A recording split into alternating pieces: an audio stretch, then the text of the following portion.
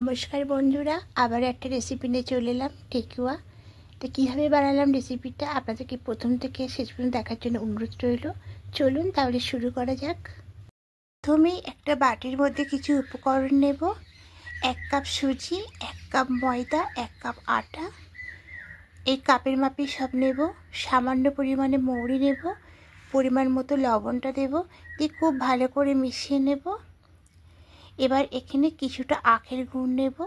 আখের গুঁড়োটা কীভাবে ভেঙে এর সঙ্গে মিশিয়ে নেব।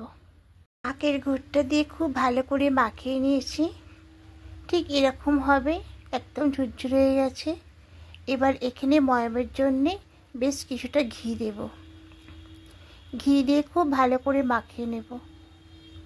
একটু বেশি করে ঘিটা দিতে হবে, তাহলে এটা খুবই খাস্তা হবে। এবার মাখিয়ে নিলাম, একটু দেখে নেব ঠিকঠাক হয়েছে কি না। তা এখনও ঠিক হয়নি, আরও কিছুটা ঘি দেব, দিয়ে আবারও ভালো করে সব কিছু মাখিয়ে নেব। এবার দেখে নেব মুঠি করে, হ্যাঁ মুঠির মধ্যে আসছে। এবার চাপ দেবো, হ্যাঁ ভেঙে যাচ্ছে। ঠিক এরকম করে ময়ামটা দিতে হবে, তাহলে পারফেক্ট হবে।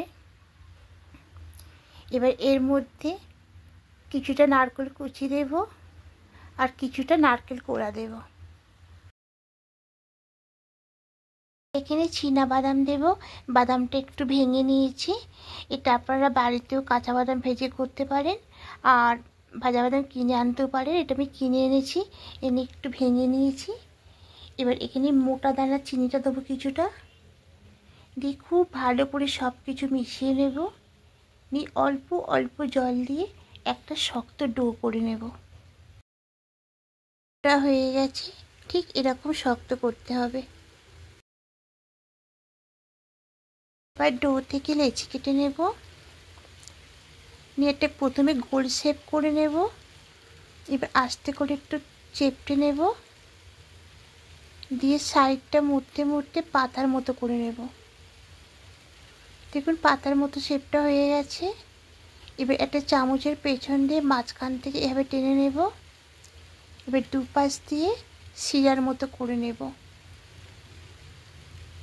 দেখুন একদম পাতার মতো লাগছে।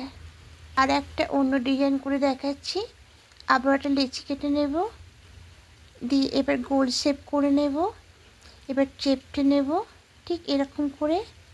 এবার একটা ঝাঁঝরির পেছন দিয়ে এভাবে চেপে বসিয়ে দেব, দিয়ে একটু হালকা করে চাপ দেব, দিয়ে এবার তুলে নেব। দেখুন এই একটা ডিজাইন হয়ে গেল। এইভাবে দু রকম ডিজাইন বানিয়ে নেব। একটা প্লেটের মধ্যে সব নিয়ে নেব। দেখুন দু রকম ডিজাইন করে নিয়েছি, কত সুন্দর লাগছে। আর ছাদ ছাড়াই কত সুন্দর বানানো যায়। এবার এগুলো তেলে ভেজে নেব। সাদা তেল দিয়ে দেব। তেলটা একটু হালকা করে গরম হতে দেব। তেলটা হালকা করে গরম হয়ে গেছে। এবার ঠেকুয়াগুলো একে একে তেলের মধ্যে ছেড়ে দেব।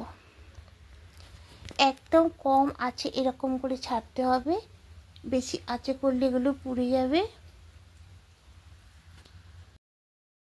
এবার ও পাশটা উল্টে নেব, আলতোভাবে করতে হবে, আর গ্যাসের ফ্লেমটা কম আঁচেই থাকবে।